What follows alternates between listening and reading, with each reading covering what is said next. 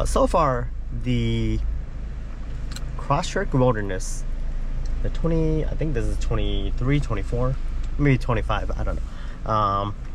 So far, my first impression, it's actually pretty nice. Especially if this is like your first car and you just want something simple and small and good on gas. So for my 1 hour trip, I'm averaging about 25, 23, and that's with driving slow because it was snowing. Pros, I liked it that they have this S&I drive. When you're driving in the city streets and you want a little bit more pep coming off the line, the S drive feels really nice. It actually makes the car feel quick off the line, and not quick as like 0 to 60. It just like, it makes the car feel like it has a little bit more power going off the line, versus when you do the I for intelligent, it really feels like the car it's like holding back power. So you, even though you're putting your you're putting your feet down more in the gas pedal, you essentially kind of just hear the engine rumble louder, but it doesn't go faster. So this is their cheapest line for the Wilderness. They have bright LEDs. Like, all of these are just factory, but they're super bright, right? For the Outback, their highest Wilderness trim, they have these super dull LEDs that, yeah, it's even with them on, you barely see anything at night. It's just enough to illuminate a little bit, which some people might like. But if you want to see anything, you won't see anything with the ones on the Outback. I will say one thing that is nicer than the Outback is it feels like you have more legroom, like space down here. Because when I'm in the Outback, I feel kind of congested, and I think it's because the doors here, I think they pop out more. You don't have as much space to move your feet around. And same thing on the Outback. I think for the center console area, it pops out more towards you, so then it feels like you have less space. I just feel like that. I don't know if it is, it just felt like that. Also, the screen is tilted more vertical, and so it feels better to touch the display, because honestly, you can just go wherever you are on your seat. Usually you can just touch it from the top to the bottom. But for the Outback, if you touch the bottom and your arm isn't long enough, you gotta reach forward to touch the top portion, which this, yeah, it works. They should have done that to all of them, but for some odd reason they did not with the Outback. And yeah, the seats are manual, which in a sense I actually kind of like. The only nice thing about automatic is if you have memory seats. If you have memory seats, I think automatic seats are perfect, because then you never have to reconfigure every time you get in and out with a new passenger, right? You can just press the memory buttons and it just does everything. But the Wilderness doesn't have the memory, so you have to readjust it all the time, which is kind of annoying. Also, another thing I did not like is that it does make some noise. The plastic cladding kind of just kind of rubbing against each other when you're going through bumps and stuff. Yeah, and for this car, there was something in the passenger door or side, and also something on the front, which is kind of weird. I know even for my Outback, it started making noise after I started installing stuff. Yeah, after the plastic pieces came off, when you put it back in, it just doesn't fit the same. Nice thing about this car is because it's so light, it doesn't have a lot of power, but because it's so light, it feels like the car picks up pretty nicely. You know, not that you're like flooring the car, right? But when you're just driving normally, this car feels like it picks up even better than the Outback. And you want to go fast, this car does not excel in that area. But if you want to go fast, the Outback, even though you have a lot of weight, oh yeah, you're gonna pick up speed quick. Yeah. Oh yeah, and also I love how they have the heated seats like this, right? That is just, to me, that's the way it should be. And also the Geolandar tires, yeah, they suck. Yeah, because I thought that maybe it was just on the Outback that was like that, but no, even this, because it was snowing and I was driving through it, it definitely is not good in snow. I won't say it's the worst, but if you get all-season tires will perform better than these Geolandars. I have plans with the Cutie. Well, maybe.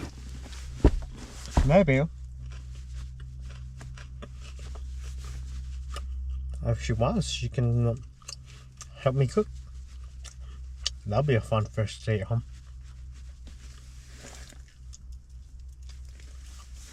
I'll say this. I've never ever had a bad first date.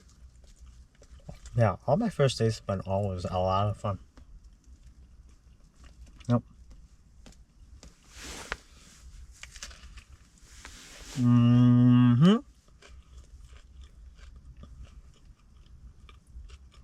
Yeah, honestly, it hasn't. I've never had a weird, or I've had weird first dates, but they've always been good. You know.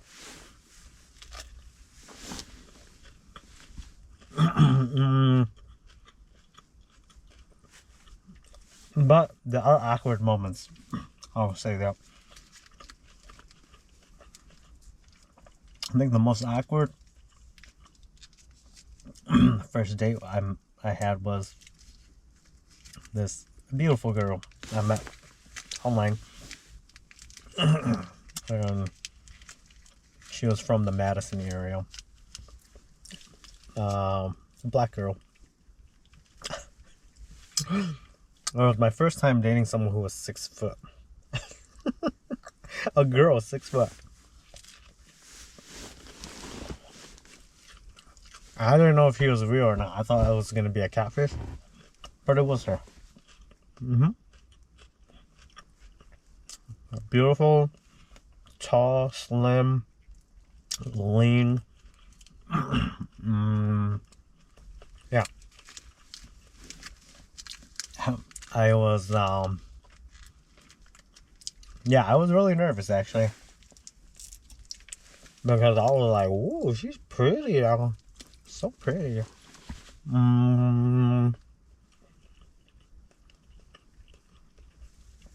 Yeah. Yeah, and at the same time, I'm always like,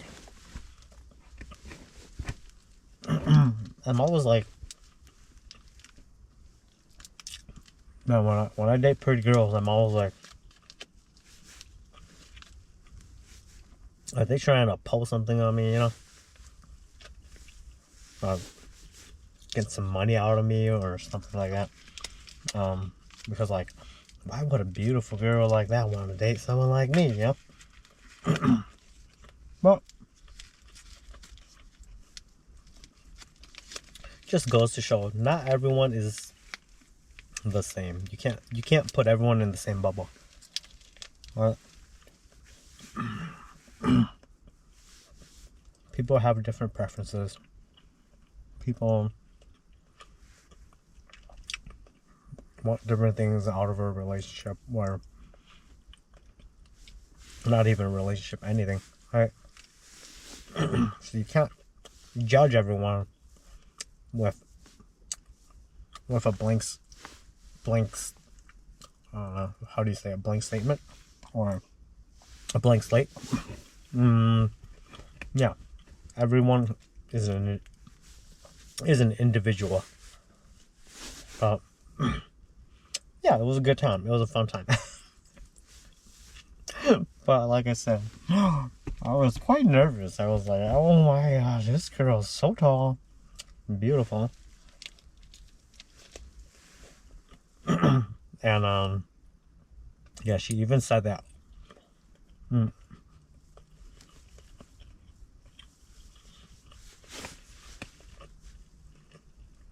She could tell I was really nervous at first.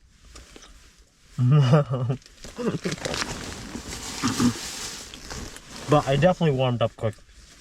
Yeah. When you can just joke around and just be yourself. That's the best.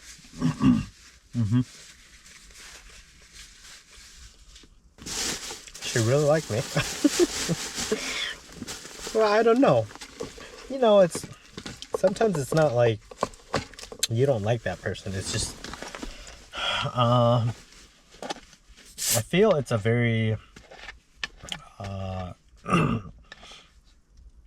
how do you say it, like insecure, right? Like people do things based upon how they feel, do things and expect things based upon how they feel they deserve, right? Or yeah, based on how they feel what they deserve, right?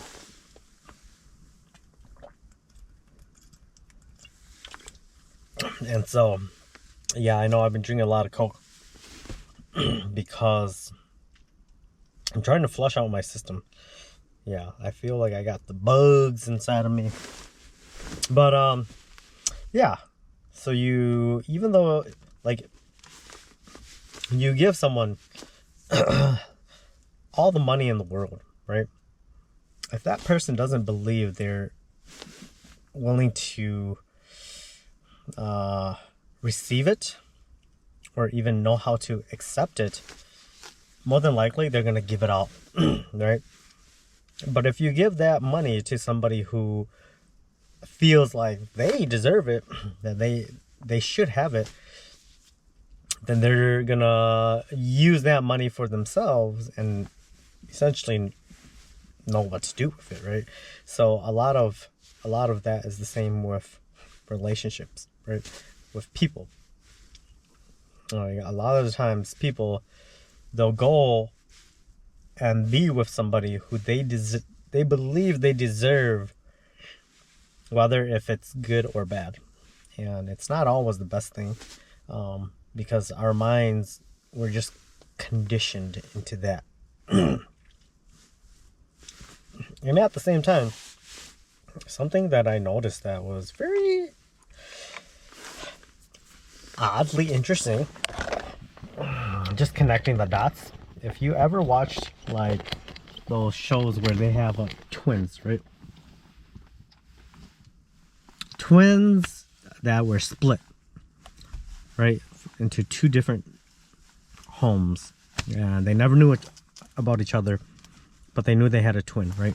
Or not even that, but just what is that, a doppelganger, right? Doppelganger, where they look just like you, but they have no relation to you, and they're on a different side of the world, right?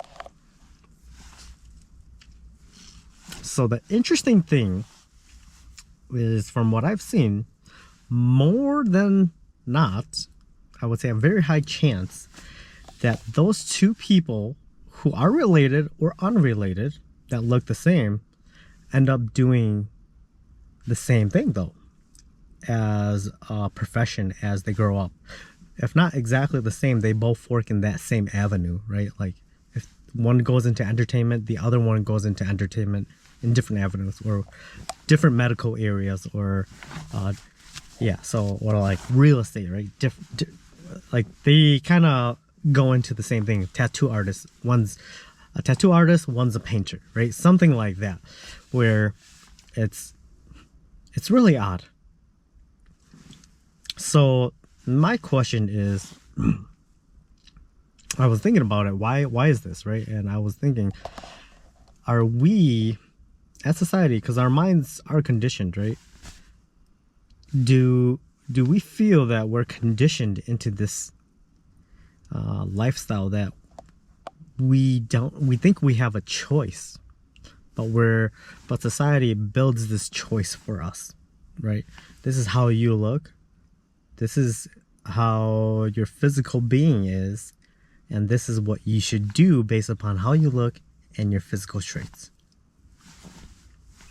Would you agree or not? Because how come two people who are related or non-related who look identical end up doing very similar things and habits? Right? Explain that. I was always curious why that is. It's not always, but for many of those situations, it is like that. I'm back in my car. I thought I was gonna have their car for a couple more days because honestly I thought they would be able to find out what's going on with my car. So they couldn't find anything wrong, so I showed them a video of when I was recording the sound that it was making. There's a clunk, but yeah, there was a tick every time I turned the steering, and it felt loose, right? But right now it feels okay. Yeah, so because they can't replicate it, they're not gonna break the car to see what's causing the issue. But yeah, that's a bummer, because I paid them like $150 just to look at the car, and there's no issue. So, or they couldn't find it.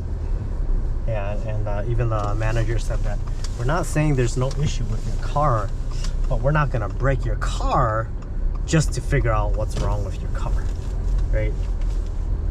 And yeah, I understand. Yeah, if you can't replicate it, damn. Yeah, because I don't know. Yeah, maybe the car needs to warm up. Maybe the car needs to warm up before you can really feel it.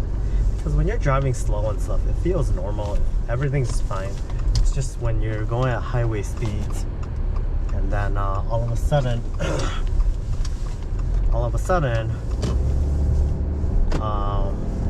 the steering kind of goes down, right? Yeah, but oh well. There goes $150 for nothing. Welcome to the world of car camping, or living out of your car. It becomes essentially everything you need to survive. And if you start doing stuff to your car, or your car starts having issues, best of luck, because one thing could lead to another, which leads to another, and leads to another, and it can be very expensive. So yeah, it's not cheap, I'll say that. I think all my trips so far on just like regular car maintenance stuff, I've already spent now about over $500 in less than a month. Yeah, and that's without possibly fixing the issue. So I got two alignments. I paid for this dealership evaluation diagnostic, right? And then also fixing the back, the hitch, yeah, where the pin to hold it. So far it's been like almost $600 in a month, right? Yeah, I don't know, not exactly sure. And I'll say this also, Subaru, so they're saying that it could possibly be done because it's feeling like this due to the lift that I have on the vehicle, and also the weight that I have in the car, right? But yes, I agree 100% with everything they said. But then my thing is like, why advertise this vehicle as a vehicle that is capable off-road for camping and to have a rooftop tent? That's a big advertisement for them. Rooftop, wait, the rooftop tent. And so I don't have a rooftop tent, but I have a cargo basket up there. And even in their lobby, they had a Solterra, which is their electric EV Subaru Toyota, and it has on display a bunch of items, like camping items, in the back of their car. Nothing on the roof, but on the back of their car. So you're saying that, yeah, we advertise for you guys to load up your car, get ready to go camping with all your gear, but don't go camping with that gear because it's gonna be bad for your car. Don't go. I'm like, what? That is such a weird advertisement for a company. You would think that it would just be like, yeah, it should be able to handle that, right? And they're saying like the tow capacity for this vehicle itself is at 3,500 pounds, and all my items, it's probably around 600 to 700 pounds, right? If that, right? I'm leaning towards more like 600, 650.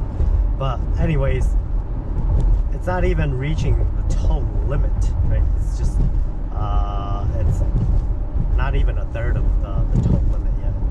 And yeah, so essentially they're saying don't go a quarter of the tow limit for the vehicle because that's going to cause your car to perform oddly. Okay, so I'm going to show you. I just got back to my mom's and it's making the noise again. So the only thing I can think of is when it heats up, when everything's in operating temperature, when it's heat up when you're using it, that's when the metal, because metal expands and contracts, right? So once it's warmed up, something that contracts and it makes the noise. So I don't know if you'll hear it, but we'll see.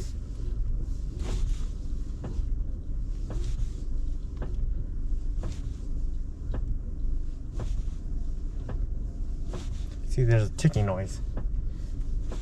And that was the video that I showed the manager, the sales manager. And he said, yeah, it should not be making any kind of noise like that. But at least now that it's warmed up, I can hopefully when I get there, it still continues to make that noise. Because if not, then they think I'm just making stuff up, right? So, to show you guys what the Malibu of the Midwest is. This is why a lot of people come to Sheboygan sometimes. And I think it gets even better than this. But I am at the Blue Harbor Resort, and it's right off the side of Lake Michigan, but check it out. It's pretty sweet. Look at this.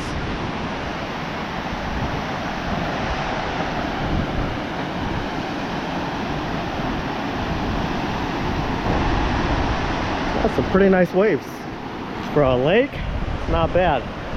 You know, the only downfall is that it's so cold right now. Yeah, there's a couple surfers over here. Oh man, I don't know how they do it, but it's cold. It's like freezing. It's below freezing. Oh gosh. Yeah, it's like 20 degrees or something like that. Yeah, it's pretty not bad. See, if you look over here, there's icicles on the beach. Oh, Gosh, it's so cold.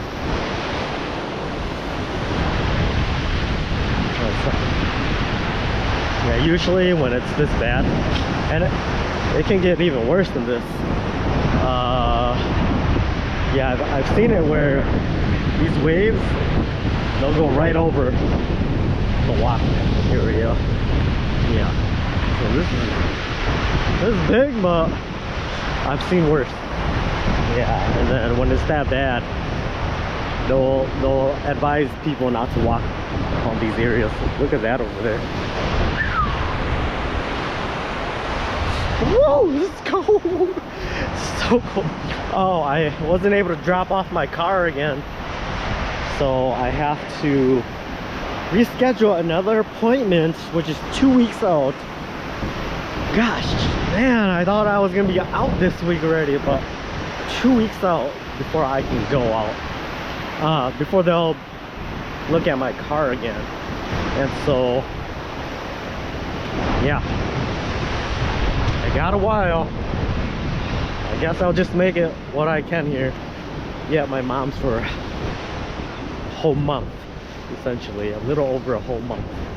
But, I guess I'll just make some new friends and hang out with them. Oh gosh, it is cold. But look at this. Sometimes you'll see some huge waves over there. Look at this ice. Look at these icicles. It's that cold, I tell you guys. And there are some people surfing in here. That's crazy. Yep. Yeah, look at that. So yeah, if you're walking over there, those waves, they'll hit you and man, you'll be, yeah, they'll blow you right into it. So yeah, you gotta be careful. Yeah, these are actually some pretty nice waves. You know what would be the best job?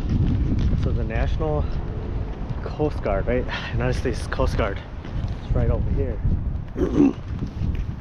I always wonder, like, what do they even do, you know? They just kind of like wait for people to get stuck out in the sea. And yeah, there's a house over there. I think there's like 2 homes or something, because sometimes you'll see them coming out, just kind of walk around and putz around out there. But if there's no trouble, then they essentially just live there for free, which is awesome. It's got to be the easiest job, especially if you're right around this area where there's no activity. Yeah, dream job. If you guys are watching this, look into it. Okay, just got done with my surgery. It wasn't too long. It was probably like, yeah, they said like 14-15 minutes, but I felt like the waiting was the long process. That took almost an hour. Yeah, but everything else was like quick. But yeah, now for about a week, I got nothing to do. Yeah, I can't be active for like a week. Yeah, and then even after that, I have to like slowly progress back into it, because they said that they don't want me to use my lower abdominal. Yeah, they really want everything to heal correctly. So, yep. Now time to go back home. I'm debating if I want to go grab some food here before I go all the way back. Because back in Sheboygan, there's really nothing to eat. I feel like everything's just the same, you know? Nothing like... Yeah, there's really nothing to eat there. That's like... It's been probably 4 or 5 days since I recorded anything. And I have just been going to the coffee shop, doing some work, and then also going to the gym. But I have been out for probably 6-7 days after my surgery. I just started going back, what, 2 days ago? Yeah, but my first day back, that was on day 7. I know I probably should have waited till day 10, but I'm just so bored. You know, yeah, and I'm at my mom's place, so I don't know, it just doesn't feel like home, you know? And so I don't really enjoy my time there, just sitting around doing nothing. You know, so I have, yeah, also, I don't know what the heck, but I think I've been gaining weight ever since I got back, because just been on the couch, recovering, eating, and that's about it for like a week.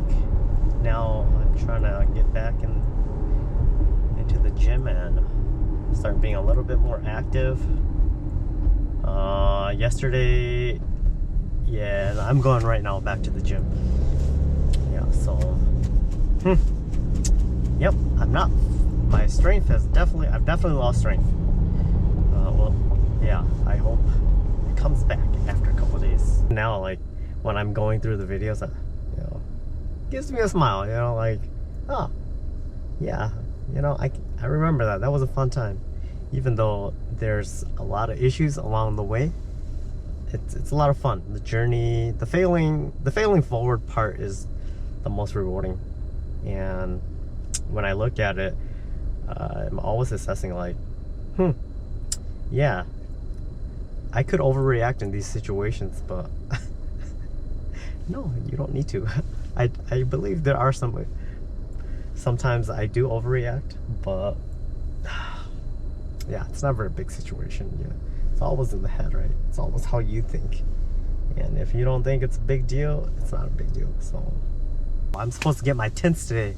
I messaged the tint company, and the tint company, they said I was supposed to receive the item, you know, on their advertisement online, that it was going to be 2 to 3 weeks that you were going to receive it. They just shipped it out after 1 month.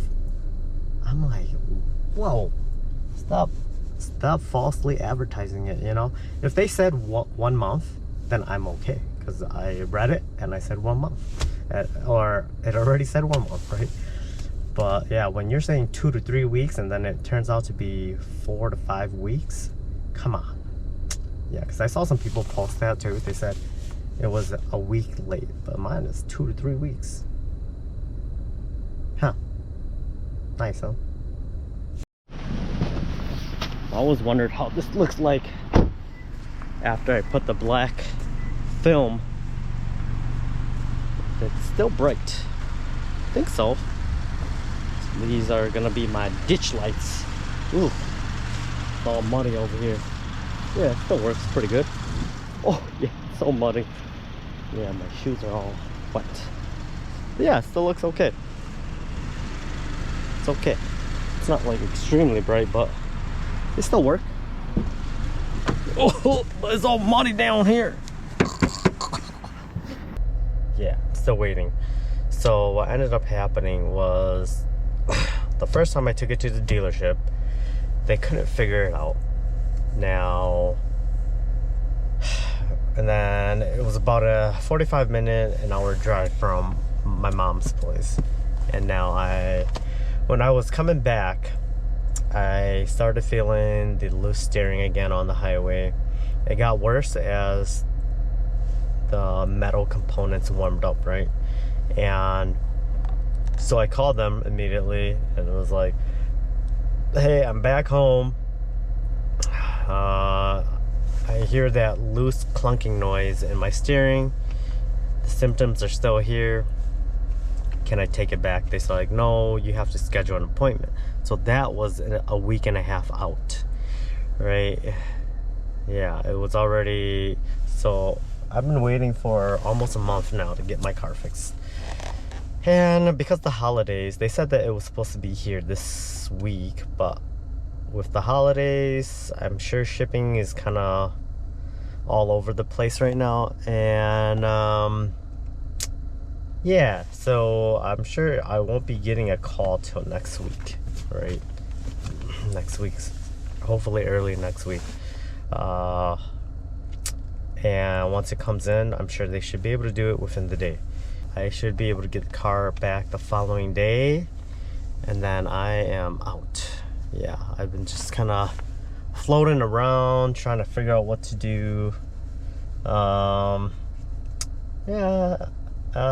made a new friend here, right? So we've been hanging out for a couple days, but yeah, I'm ready to go. I just feel like I'm stuck, right? 'Cause my car issue. So yeah, and then in the meantime, I was waiting for some stuff to come in because my diesel heater wasn't working. So that came in. I haven't tried putting it together, so I don't know if it's gonna work. I think it should work, but yeah. And then I was gonna show you guys what I was gonna do, but I couldn't find my battery for the GoPro, so I just decided, oh well, I just gotta get this done. So I don't know if you guys notice anything a little different inside the vehicle, but it's tinted, or it was tinted, but I bought some InstaTint that essentially you can peel these off, right? These tints, they just line up. They're pre-cut, they're lined up, but then oh my gosh, look how bad this one is. It doesn't even go in right. I might have to adjust that one, but yeah, so they're pre-cut, and then essentially, yeah, it's just a film that sticks on. So I don't know if you guys noticed, but so if you look on this one, it's pretty dark, right? This one is pretty light. What I did when I tried initially putting in the film, it's pretty thick. I tried putting it on, but I already had a film that I used for the tint, right? For the first tint, which was a 30%, but it seemed like that film, it just wasn't sliding. It wasn't allowing the new thicker film, the InstaTint film, to slide. It was gripping onto it, so I couldn't slide the film underneath where the windowsill is. So then yeah, I could have used water. I should have. I didn't think about that, but I was just like, oh, it's sticking onto that film and it's not letting me slide the InstaTint film down. So I just decided, well, I might as well just peel it off. And so I peeled both sides off. On the driver's side, I'm not sure what happened, but when I peeled it, a lot of the material, the material that sticks onto the window, it stayed stuck on the window. So I spent maybe an hour scraping, rubbing out all the tack off the window, and then yeah, and then I was able to install it fairly easily. But yeah, the only thing is that you can see there's two different tint colors. Maybe it's more noticeable outside, but if you look, oh, hold on, see how this is super black? It's like pitch black, right?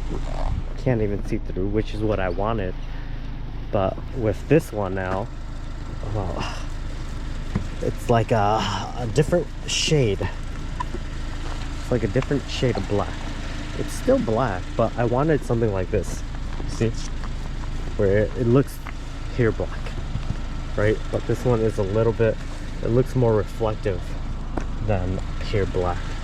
And then, so this little area right here, I left the original film that I had tinted with.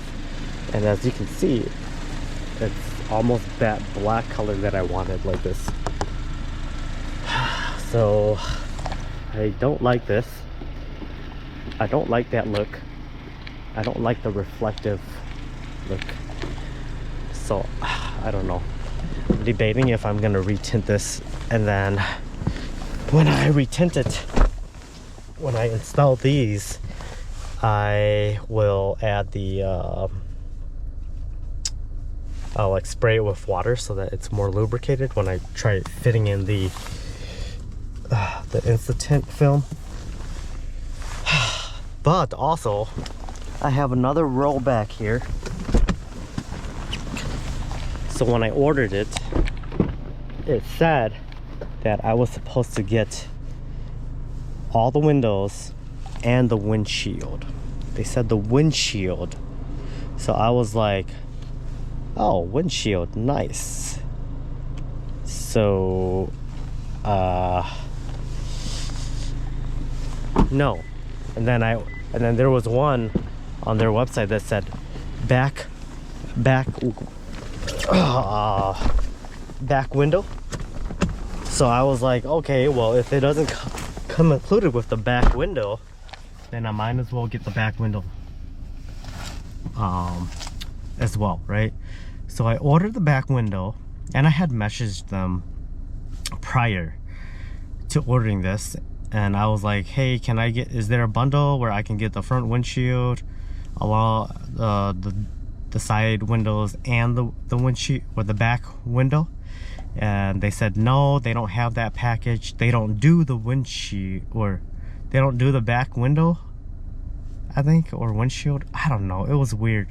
So then so I thought, oh, they don't have that package, right? So then I gotta order separately, right?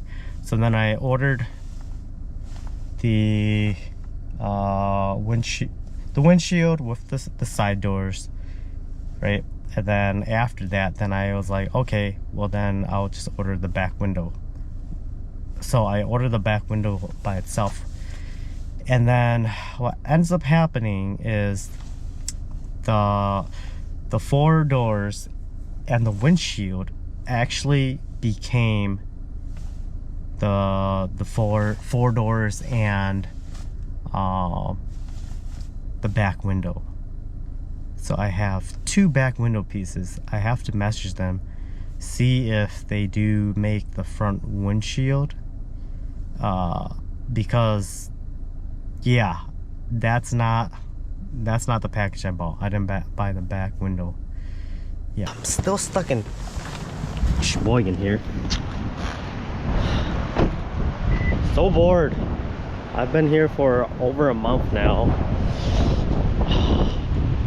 I've been hitting the gym almost every day. Yeah, almost every single day for the last, I would say, 4 weeks. And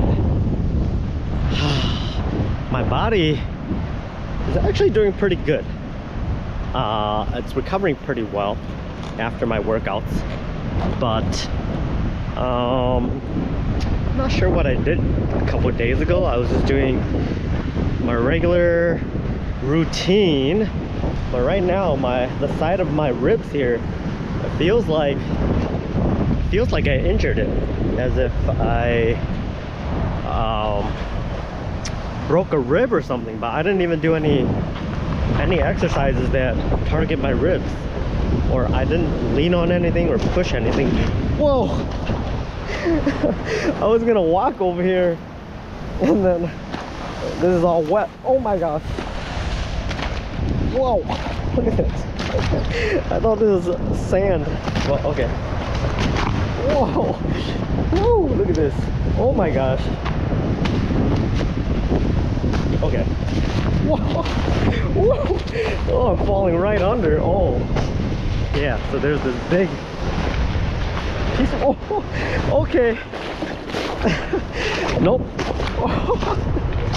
Yikes. Wow. I thought that was solid. I guess it's not. Okay. Oh. Got water in my shoes. Yeah, I thought that was a solid piece to climb on, but nope. Oh, yikes, my feet is gonna freeze. Anyway, I'm gonna go to the coffee shop anyways. Well, I'll say these are waterproof until you get over your boots. The water gets in, but oh, wow, yeah, there's some big waves today. Last time I came over here, there was a lot of people swimming, or they were surfing, because there were such big waves and people were surfing in them. But yeah, I'm just so tired, so bored. So my car I can't. Oh, it's taking forever. Yeah, that's the only reason why I'm still stuck here. It's because my car can't get it fixed until they get the part, right? And then they got the part, and then they called me, but they never left a message. So I don't pick up numbers that I don't have saved in my phone.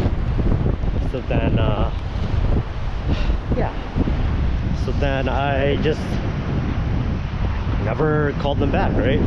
And usually when the dealership calls, they'll leave a voicemail. Usually, I should say almost all the time, I've gotten a, oh, woo, my foot is cold. It's drenched in water now. But they always leave a voicemail, right? But then this time they didn't. So I was looking for a voicemail, because in today's age, you just get a bunch of scams, oops, sorry, calls from random numbers, right? So that's why I was just like, I don't ever want to grab a call and these scammers just try to take advantage of you, you know? But, ooh, it's quite beautiful today. I don't know why, but these waves are crazy. Yeah, and yeah, so gosh, it's cold. Oh, throw some garbage away. Oh no, my boots are all wet. I gotta dry it out. I'll turn on the car. Yeah, so I'm just waiting. Let me give them a call, see if they just forgot about me or whatnot, right? So I called and they said, yeah, we called you the day after Christmas. I was like, oh, okay, oh, whatever. But then, so we scheduled an appointment. It's 2 weeks out. So total of 6 weeks to have this diagnosed, have the parts come in, and get it fixed. When I started training for doing the muscle up, I started having these pains in my rib. Felt like a little bit of cramping, right? First it was on my right side, and then the following day it was both right and left, but the right side I felt it more, right? And it's probably because I'm using that more when I'm pulling, right? Or when I'm trying to catch my weight, I'm using more of the right side than the left side. And because I don't use those kinds of muscles, it's essentially like tearing up my muscle fibers, right? And I was talking with a gal I met at the gym, and she says that, yeah, doing muscle ups, it requires core activation as well. And she said that probably some of the muscles underneath your abs, your ribs, they're just going through the phase of learning how to engage. Right? Yeah, so they're essentially tearing up. But I think I got a real injury though, because it felt like little cramps the day prior, the 2 days prior, and then yesterday I was like, okay, let me try to do a little bit more on learning this false grip and muscle up, right? So I was doing some dips on top of a bar, and I was going under, well, I was bending, I was dipping down, and then I was trying to curl myself under the bar and catch myself, right? But because my muscles aren't used to that workout, I'm just falling right underneath. I'm just swinging right underneath the bar, and then I'm catching myself, right? And when you catch yourself, you're on a bar, you're using your lats, right? And I think right on the side of my ribs right here is, and your core, right? And so I think I might have tore an actual tissue, muscle tissue. because it feels so painful. It doesn't not feel like a cramp. It feels like something ripped, you know, right on my right side here. So yeah, I've been having issues getting in and out of bed, walking, even like laughing hurts. Yeah, it feels like it really feels like if you ever cut yourself on your hand or your legs or whatever, you know that pain where there's like a tingling, stinging pain. That's how it feels. I just dropped off the loaner. Third time. This is third time. And now I got my car back. Finally, they fixed it. Sommer of Subaru. And so they put in a new steering rack and they put in new front struts, which I was surprised that the struts went out. I'm very surprised. Yeah, in just what, 55,000 miles. Because if it's not the issue, then dang, I don't know. I gotta figure out something else, right? On the road, because I gotta try to finish this. I don't have to. I could just go overseas. That is always an option. I could just end this US trip, North America trip, and just go overseas. I could just sell my car and then just get out. So I don't know. There's always that possibility. Like, I just go with the flow, whatever happens, right? But I do. I want to do this trip. I want to, because when I went overseas to Thailand, I just felt so free doing that. And for a brief month and a half here in the United States, I felt the same thing until my car started having issues. My old steering that they replaced, this middle area, there's like maybe five degrees where when you did it, it was like free, like no weight to it. But now it feels like there's some weight back on it. And yes, so that's exactly what was missing from my steering prior. So this is a cold start. Oh, damn it. I don't know if it's picking up. I think it might.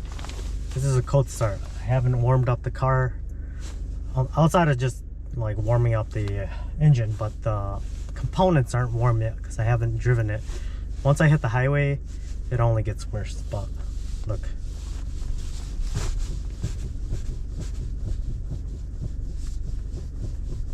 You hear that? There's they replaced the universal joint assembly. They thought that was what was causing it, but the factory one that came from the car, when it was on,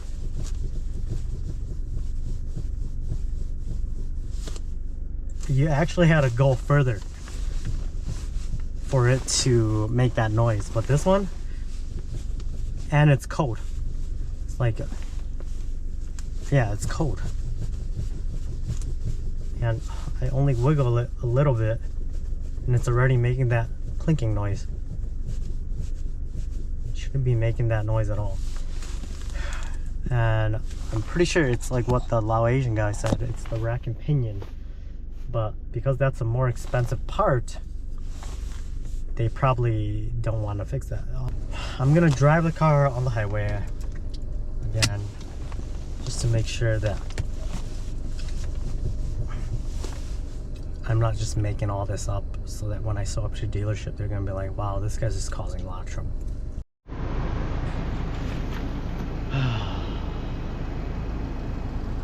You gotta love it, guys. Who in their right mind would want to go out and explore the world when literally your breath is freezing in the ear? Yeah. But finally got the car fixed. Took 2 months. Holy smokes, too long. Yeah, I felt like I just wasted a bunch of time. But what I ended up doing yesterday, I got it back on, what was it, Wednesday, and then I had some parts come in that I wanted to help the back with the sagging, right? Because the back is sagging due to all the weight. So what I did was I bought these springs. They're called Sumo springs, and they're supposed to help with all of that. And so, oh my god, maybe it doesn't even work. See, because look, you see how it's more narrow on this side compared to this side? Yeah, the back is always carrying more load. I don't know if I can show you guys on here. This part right here, it's this cushion that it's supposed to help the load of the spring, give it some more strength to help with it, all of that extra weight.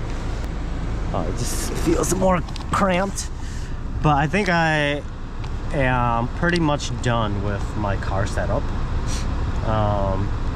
So my diesel heater did not work. I bought some spare parts, they didn't work.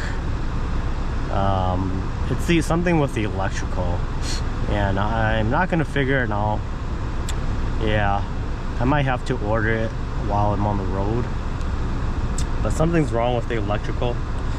Yeah, it's not even, power's not even getting to the unit. Yeah, I don't know why. Gosh. Yeah, because I watch people review these and they don't have this issue. So now it's time for me to plan where to go next. And I think I'll get back on that. I need to go finish what I gotta do.